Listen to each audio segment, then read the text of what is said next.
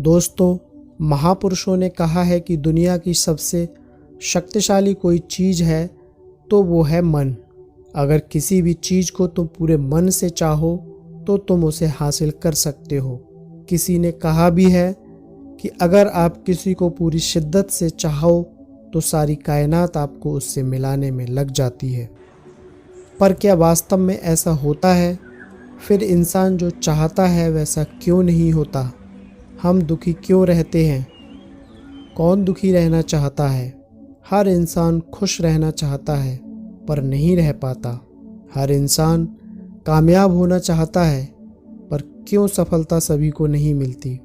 हर इंसान धनवान होना चाहता है पर ऐसा नहीं होता। फिर क्या जो महापुरुषों ने कहा है वो गलत है?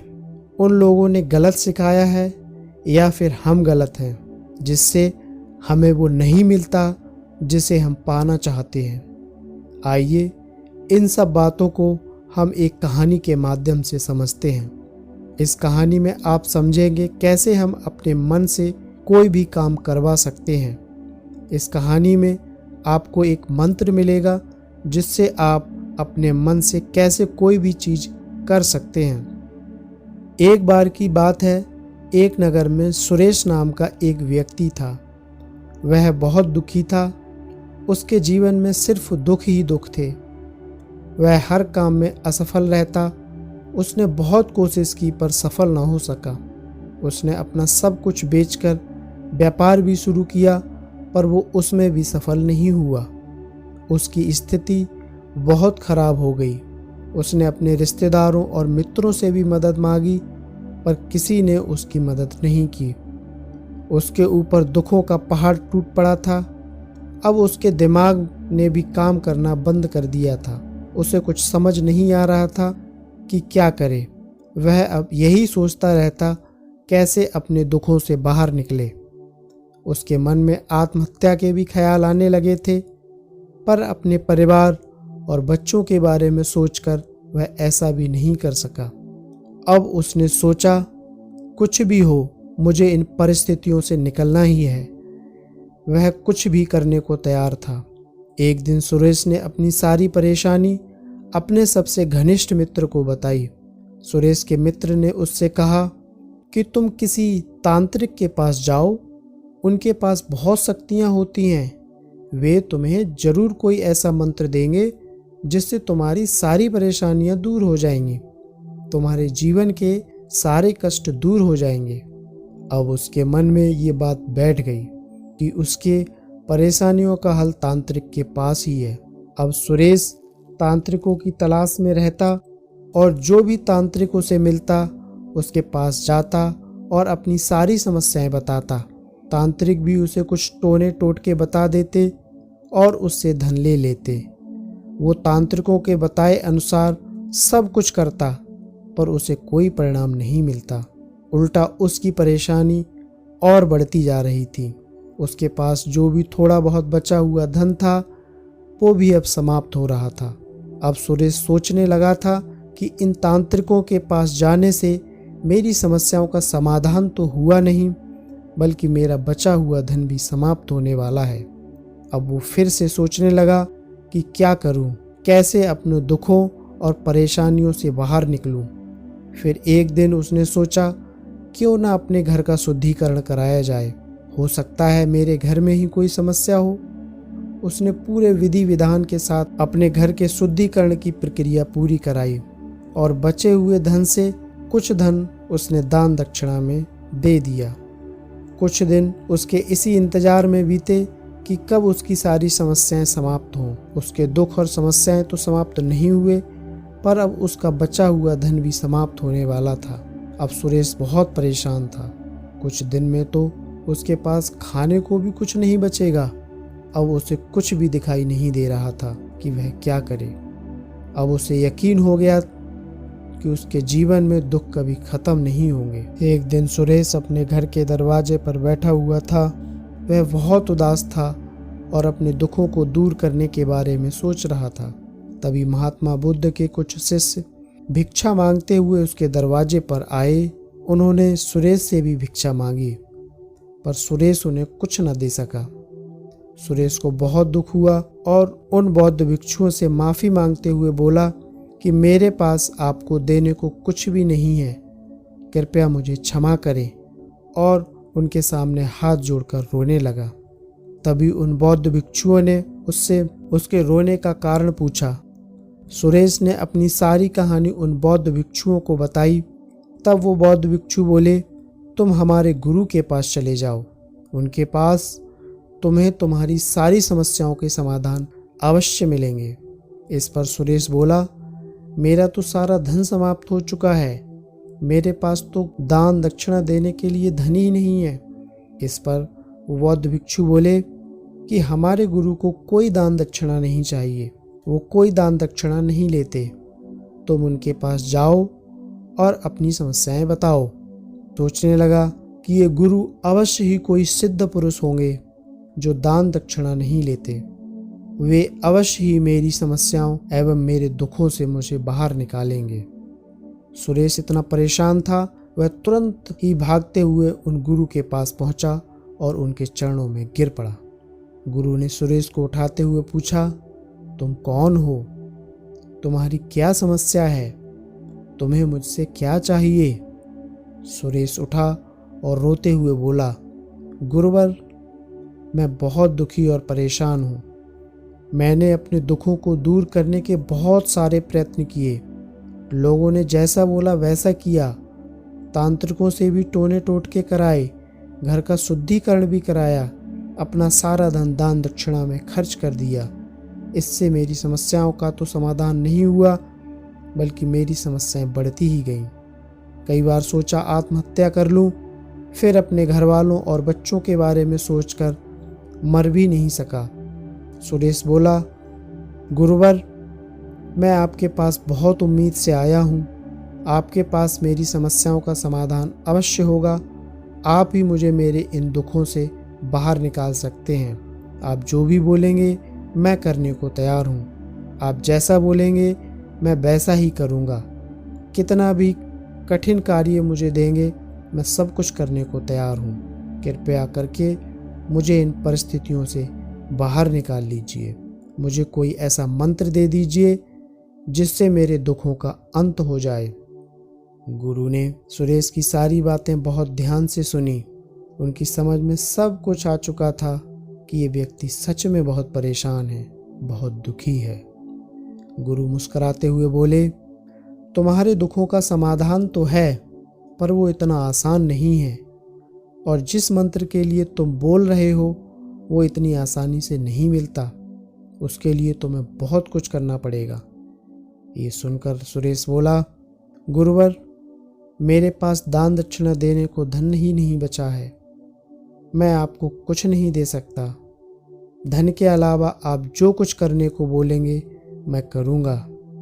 आप मुझे बस वो मंत्र दे दीजिए जिससे मुझे फल मिले और मेरे दुखों, मेरी समस्याओं का समाधान हो जाए। मैं सब कुछ करने को तैयार हूँ। सुरेश की बात सुनकर गुरु बोले, मुझे दान दक्षिणा कुछ नहीं चाहिए, मुझे इन सब की कोई ज़रूरत नहीं है, और मैं तुम्हें जो मंत्र देने जा रहा हूँ वो तो अमूल्य है। उसके लिए तुम्हें जो करना है वो बहुत ही कठिन कार्य है। क्या तुम्हें भरोसा है कि तुम वो कर पाओगे? ये सुनकर सुरेश बोला, गुरुवर, आप आदेश करें, मुझे क्या करना है मैं वही करूँगा जो आप बोलेंगे। गुरु बोले कि अब तुम अपने घर जाओ और अपने मन में ये बोलते हुए जाना कि तुम इस संसार के सबसे सुखी व्यक्ति हो। अपने मन ही मन में इसे बोलते रहना, किसी और को तुम्हारी आवाज़ सुनाई न दे। यह सुनकर सुरेश बहुत खुश हुआ और बोला, ये तो बहुत आसान मंत्र है, मैं ऐसा ही करूँगा। जब मैंने अपने दुखों को दूर करने के लिए और सबकी बातें मान ली और अपना सारा धन भी गंवा दिया, तो ये तो बहुत आसान है। वह गुरु को प्रणाम करके और अपने घर जाने को उठा।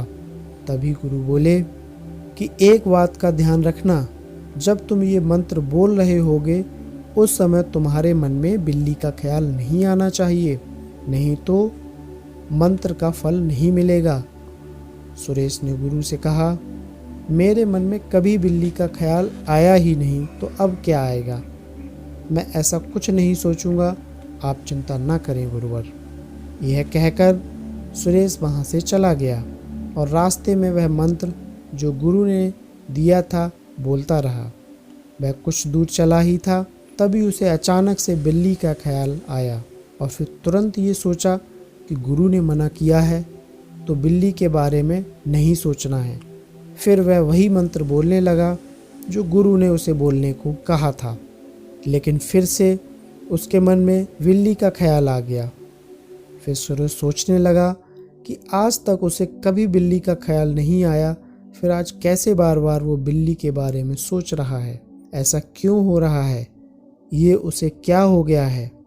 और ऐसे ही करते करते वो अब बस बिल्ली के बारे में ही सोचने लगा। उसी का विचार बार बार आने लगा और अपने मंत्र को भूल गया जो गुरुजी ने उसे दिया था। पर थोड़ी देर बाद उसे याद आया कि गुरु ने मना किया है, तो फिर से वो गुरु का दिया हुआ मंत्र बोलने लगा। तभी उसने अपने सामने एक बिल्ली को गुजरते हुए देखा। अब वह बिल्ली के बारे में ही सोचने लगा। वह इसी उधेड़-बुन में घर पहुंचा। उसे बहुत भूख लगी थी। उसने घर में घुसते ही अपनी पत्नी को बोला कि बिल्ली कहाँ है, खाने में बिल्ली बनी है क्या, लाओ मुझे बिल्ली दे दो खाने को। सुरेश की पत्नी को ये सुनकर बहुत आश्चर्य हुआ। वो सोचने लगी कि उसका पति को क्या हुआ है, वो पागल तो नहीं हो गए हैं, कैसी पागलों जैसी बात कर रहे हैं। उसने सुरेश से बोला, क्या हुआ है आपको, ये कैसी बिल्ली बिल्ली चिल्ला रहे हो। जब सुरेश की पत्नी ने उसे टोका तो उसे एहसास हुआ कि ये क्या बोले जा रहा था। वह वहीं बैठ गया। उसे समझ नहीं आ रहा था कि क्या करे। उसके साथ ये सब क्या हो रहा है, क्या हो गया है मुझे। आज तक कभी बिल्ली का ख्याल नहीं आया, लेकिन आज गुरु ने मना किया तो हर समय बिल्ली का ही विचार आ रहा है। वह सारी रात सो ना सका और सुबह होते ही दौड़ता हुआ गुरु के पास जा पहुंचा। उनके चरणों में गिर पड़ा। फिर बोला, गुरुवर मुझे ये क्या हो गया है, पहले कभी मुझे बिल्ली का ख्याल तक नहीं आया, पर जब से आपने मना किया है हर समय मुझे बिल्ली ही बिल्ली नज़र आती है। उसके विचार ही चलते रहते हैं, एक पल के लिए भी मन से उसका विचार अलग नहीं हो रहा। ये सुनकर बाबा हंसने लगे और बोले, यही तो मन का भ्रमजाल है। बिल्लियां तुम्हें पहले भी दिखाई दी होंगी, पर तुमने कभी उन पर ध्यान नहीं दिया था, क्योंकि तुम अपने दुखों में उलझे हुए थे। हर समय तुम्हारे अंदर वही सब चल रहा था, क्योंकि तुम दुखों से भागने की कोशिश कर रहे थे। गुरु ने सुरेश को समझाते हुए कहा कि यह हमारे मन की एक प्रक्रिया है। हम जिस चीज़ से दूर भागने की जितनी ज़्यादा कोशिश करते हैं, वह हमारे मन में उतनी ही गहरी समाती चली जाती है और हमारे अंतर्मन में प्रविष्ट कर जाती है। एक बात बहुत गहराई से सोचने की है कि हम किसी भी चीज़ से छुटकारा इसलिए पाना चाहते हैं क्योंकि वह हमारे मन में बहुत गहरे से बैठी हुई है, नहीं तो हमें छुटकारा पाने की ज़रूरत ही क्या पड़ती। और होता क्या है कि हम उसे खुद से जितना दूर करना चाहते हैं वह उतने ही हमारे अंतर्मन में समाती चली जाती है। अक्सर यही होता है कि हम ऊपर से तो खुद को सुखी दिखाने की कोशिश करते हैं, पर उस समय भी हम अपने किसी न किसी दुख के बारे में सोच रहे होते हैं जो कि हमारे अंतर्मन में बसा हुआ है। इसलिए बार बार ये बोलने से कि आप संसार के सबसे सुखी व्यक्ति हैं, आप सुखी नहीं होंगे जब तक कि ये मंत्र आपके अंतर्मन में प्रविष्ट ना हो जाए। ये सुनकर सुरेश बोला, गुरुवर फिर कैसे ये मंत्र हमारे अंतर्मन में जाएगा। गुरु ने कहा, अपने दुखों और परेशानियों से लड़ना बंद कर दो। जब तक उनके बारे में सोचते रहोगे वो उतने ही आपके अंतःकरण में समाते जाएंगे और उन्हें कभी नहीं निकाल पाओगे। हम अगर किसी चीज़ से छुटकारा पाना चाहते हैं तो हमें उसके बारे में सोचना पड़ता है, और हम उसके बारे में जितना ज़्यादा सोचते हैं वह हमारे अंतर्मन में उतने ही गहरा प्रविष्ट होती चली जाती है। अक्सर होता यही है कि हम अपने दुखों से छुटकारा पाने के बारे में सोचते रहते हैं और फिर हर समय हमारे मन में वही विचार चलता रहता है और बार बार दुख के बारे में सोचने से वह हमारे अंतर्मन में प्रविष्ट कर जाता है और हमें इसका पता भी नहीं चलता। इसलिए दुखों से छुटकारा पाना चाहते हो तो हर समय उसके बारे में सोचना छोड़ दो, दुखों से छुटकारा मिल जाएगा। अक्सर जिस चीज़ से हम छुटकारा पाना चाहते हैं उसको ज़्यादा अहमियत देना शुरू कर देते हैं और जब भी हम उसको छोड़ने के बारे में सोचते हैं तो हम उसकी अहमियत और ज़्यादा बढ़ा देते हैं। असल में हम उस चीज़ को बहुत ज़्यादा तवज्जो दे रहे होते हैं, उस चीज़ को बहुत ज़्यादा अहमियत दे रहे होते हैं। जब भी हम उस चीज़ को छोड़ने के बारे में सोचते हैं तो हम उसका महत्व और ज़्यादा बढ़ा देते हैं। हमारा मन जिस चीज़ के बारे में जितना ज़्यादा सोचेगा उसके पीछे उतना ही भागेगा। हमें बस करना यह है कि उस चीज़ को हमें ज़्यादा महत्व नहीं देना है, बल्कि साधारण रूप से उससे होकर निकल जाना है बिना ज़्यादा सोचे समझे। फिर गुरु बोले कि जो लोग इस मंत्र को समझ लेते हैं फिर वो जो भी लक्ष्य बनाते हैं उसे अपने अंतर्मन में डाल लेते हैं और फिर उन्हें अपना लक्ष्य प्राप्त करने में कोई कठिनाई नहीं होती। ऐसे ही वो अपने जीवन की सारी समस्याओं और दुखों से भी छुटकारा पा लेते हैं। दोस्तों, आपको ये वीडियो कैसी लगी कमेंट करके ज़रूर बताएं। ऐसी ही और भी वीडियो देखने के लिए हमारे चैनल आध्यात्मिक दर्शन को सब्सक्राइब ज़रूर कर लें और अपने मित्रों के साथ भी शेयर करें। मिलते हैं अगली वीडियो में। अपना ख्याल रखिए। खुश